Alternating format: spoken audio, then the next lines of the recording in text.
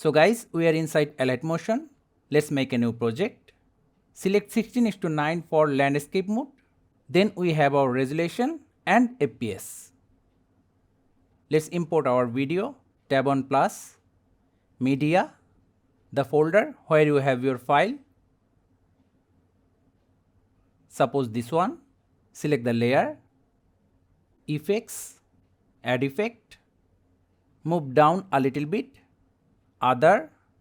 From here select the fill behind, standard settings. Now to adjust the blur, reduce the strength a little bit.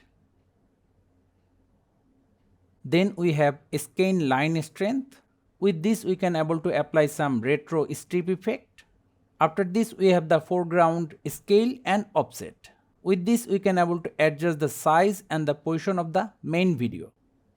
Lastly we have the background scale and offset.